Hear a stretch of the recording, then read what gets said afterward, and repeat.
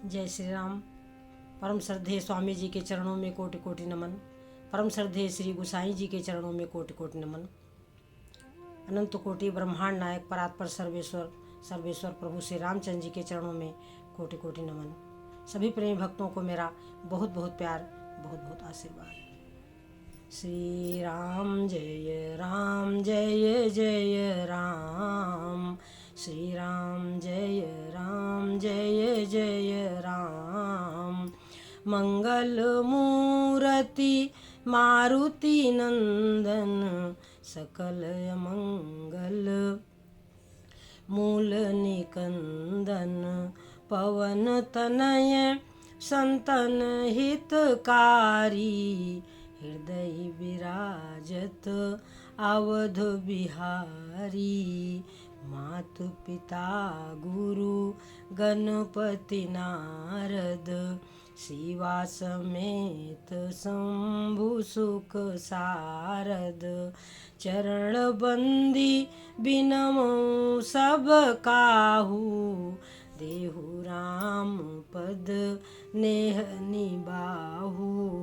बंदो राम लखन बय देही जे तुलसी के परम स्नेही। श्री राम जय जय राम। श्री राम जय जय राम। सज्जनों, बंदों राम लखन बैदेही और जय तुलसी के परम स्नेही। श्री गुसाई जी कहते हैं कि सिय राम स्वरूप अगाध अनूप ओ बिलोचन मीनन को जलु है। सुरति राम कथा मुख राम को नाम हिये पुनि राम ही को थलु है। गति राम ही सो मति राम ही सो रति राम सो राम ही को बलु है। सबकी न कहो तुलसी के मते इतनो जग जीवन को फलु है। इतनो जग जीवन को फलु है। तो सज्जनों, सिय राम स्वरूप अगाध अनूप और बिलोचन मीनन को जलु है। ये क्या है? भगवान राम का जो स्वरूप है वो सुंदर नेत्रों के लिए क्या है? प्रेम रूपी जल है। बिलोचन मीनन को जलु है। सज्जनों, तो सुरति राम कथा यानी कानों से हम भगवान की कथा सुने, मुख राम को नाम भगवान मुख से भगवान का गुणगान करें। ये पुण्य राम ही को थलु है। सबकी न कहूँ, किसी और की बात नहीं है, यह श्री गुसाई जी की बात है, परम पूज्य तुलसीदास जी की बात है कि इतनो जग जीवन को फल है। संसार में जन्म लेने का यही फल है कि अब आगे हमसे ऐसी कोई गलती न हो जाए कि मनुष्यों में नीच और फिर मनुष्यों से नीचे हम पशु बने, हम कुत्ते बिल्ली बने, हम हाथी शेर बने, हम तिर्यक योनि में चले जाएं, यानी हमारी यह दुर्दशा ना हो। सज्जनों, थोड़ा विचार करें कि मनुष्य जीवन से अलग और नीचे की योनियों में कौन जाना चाहेगा? जाना तो कोई नहीं चाहेगा। सज्जनों, मनुष्य के अलावा अलग जो नीच योनियां हैं उनमें कौन जाना चाहेगा? कोई नहीं जाना चाहेगा। और जब हम जाना नहीं चाहते तो फिर हम क्यों ना अपने इस मानव जीवन की संभाल करें? हम मुक्ति की बात नहीं करेंगे, हम एक सुख रूपी जीवन की बात करेंगे कि हमारा जीवन सुखमय रहे, आनंदमय रहे, निश्चिंत रहे, निरोग रहे। उसके लिए हम क्या उपाय करें? हम नहीं जानते मुक्ति क्या है, और जानते भी हैं तो उस मुक्ति से हमारा कोई बहुत अधिक प्रयोजन नहीं है। हम तो प्रेम की व्याख्या करते हैं कि ईश्वर प्रेम हमें क्या देने वाला है।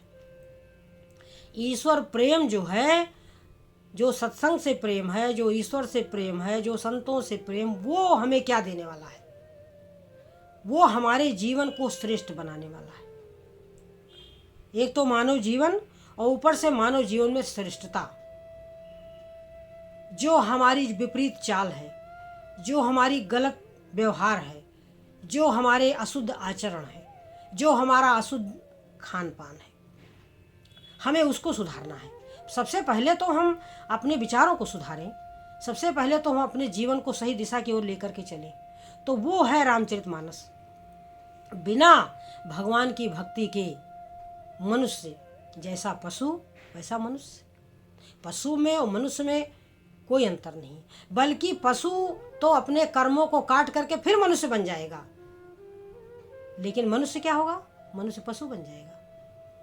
इसलिए हमें अपने जीवन को संभालना है, हमें अपने जन्म को संभालना है। हम सुख ही तो चाहते हैं, हम सुख चाहते हैं, हम आनंद चाहते हैं, हम एक सही एक सुंदर जीवन चाहते हैं। तो उसके लिए हमें राम कथा हमें उस दिशा की ओर ले जाती है। मुक्ति क्या है?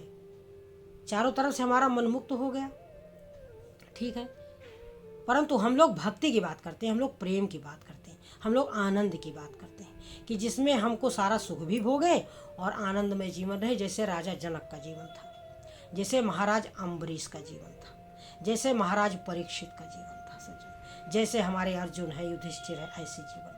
क्योंकि वो कितने धर्म के मार्ग पर चलने के लिए उन्होंने कितने कष्ट सहे। छोटी छोटी गलतियां भगवान ने उनसे करा करके ये दिखा दिया कि जब वो इतने महाराज युधिष्ठिर थे और जिनके साथ प्रभु भगवान श्री कृष्ण थे, उनसे ऐसी गलतियां हो गईं, तो हम लोग किस गिनती में आते हैं। इसलिए सज्जनों, यही राम कथा हमको बताती है कि हम बचेंगे नहीं, हम बचेंगे नहीं यदि हम सत्संग नहीं सुनेंगे, यदि हम भगवत भजन नहीं करेंगे और यदि हम आत्मचिंतन नहीं करेंगे, तो फिर हमारा जीवन व्यर्थ चला जाएगा। यह जीवन भी व्यर्थ चला जाएगा। अब आगे हमारी क्या स्थिति होगी इसके विषय में तो फिर जब हमारे जीवन बेकार हो जाएगा तो फिर बस अब पछताए होत क्या, चिड़िया चुग गई खेत। अब पछताने से क्या होगा सज्जनों? पछताने के लिए हम कुछ नहीं छोड़ेंगे। आगे हम पछताएं, ऐसा कार्य हमें करना नहीं है। हम जिस स्थिति में हैं, अमीर हैं, गरीब हैं, सुंदर हैं, बदसूरत हैं, ज्ञानी हैं, मूर्ख हैं, कुछ भी हैं, हम हैं भगवान के। सबसे पहली बात है कि हम कुछ भी हैं। हम कपूत हैं परंतु हम हैं नारायण के। माता पिता का जो बच्चा कपूत होता है वो भी माता पिता का ही संतान होता है। माता पिता कभी नहीं कह सकते कि यह मेरा पुत्र नहीं है या यह मेरी पुत्री नहीं है। इसी तरीके से हम प्रभु की संतान हैं। हम कैसे भी हैं, हम उनका ध्यान करें, चिंतन करें, वह हमारा अवश्य अवश्य अवश्य कल्याण करेंगे, यह निश्चित बात है।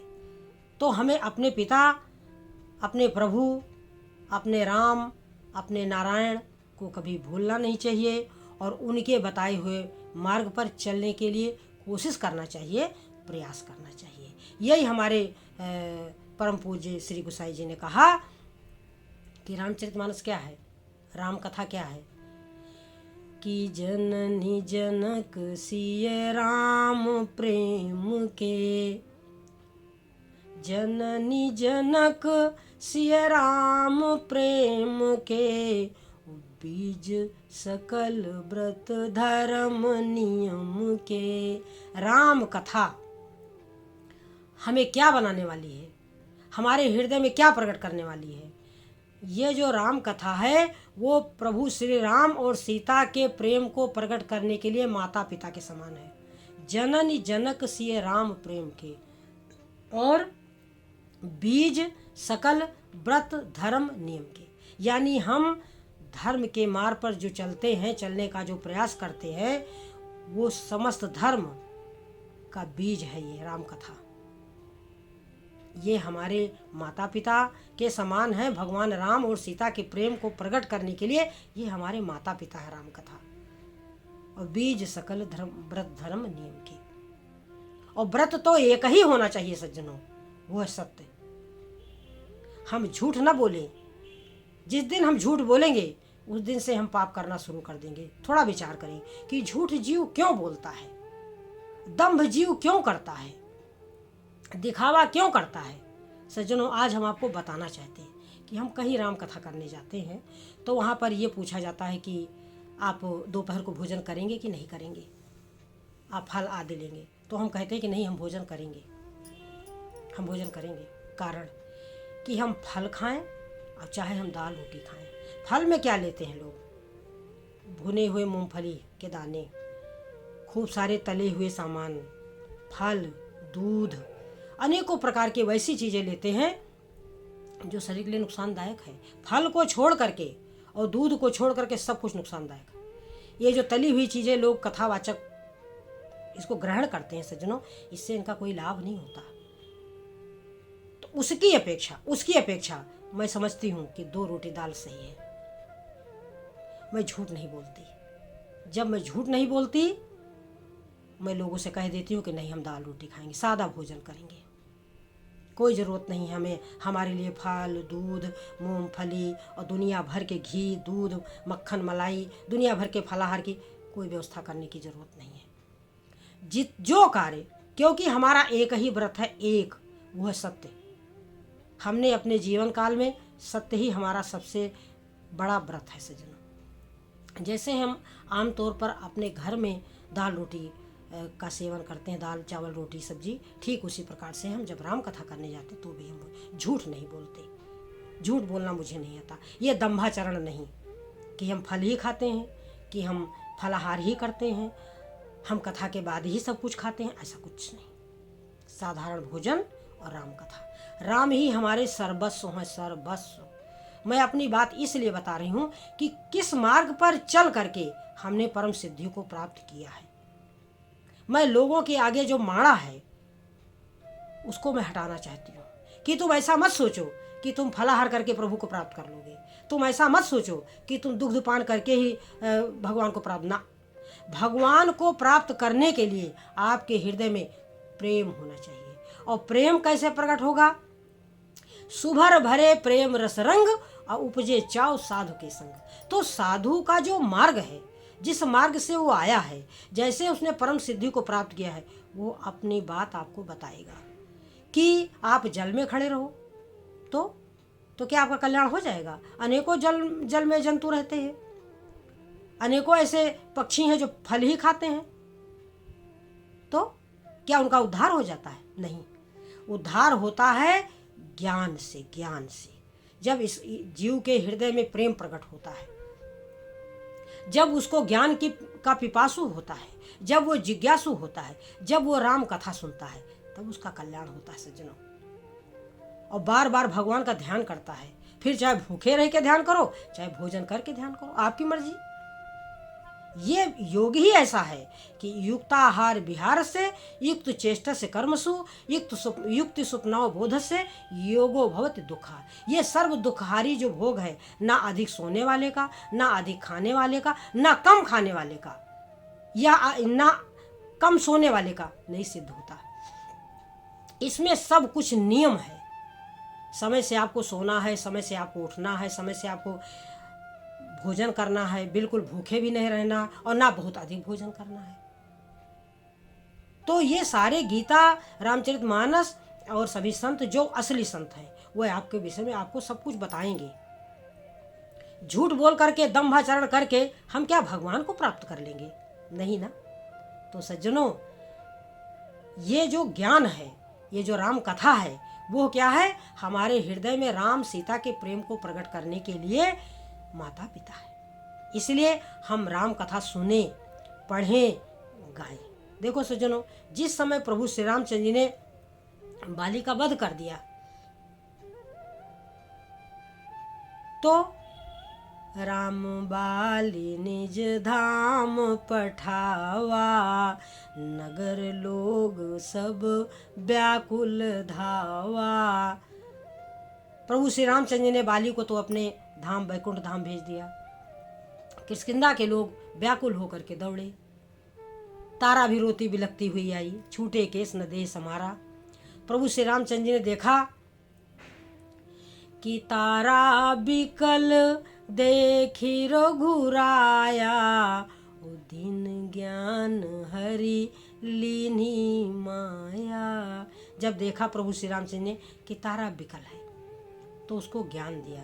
प्रभु श्री रामचंद्र ने कहा, तारा ध्यान से सुनो, क्षितिजल पावक गगन समीरा। 5 तत्व से ये शरीर बना हुआ है। पृथ्वी, आकाश, जल, अग्नि, वायु, इन्हीं 5 तत्वों से शरीर बना है। क्षित जल पावक गगन समीरा। और पंचरचित अति अधम शरीरा। और प्रगट सो तनु तव आगे सोवा। और जीव नित्य के ही लगी तुम रोवा।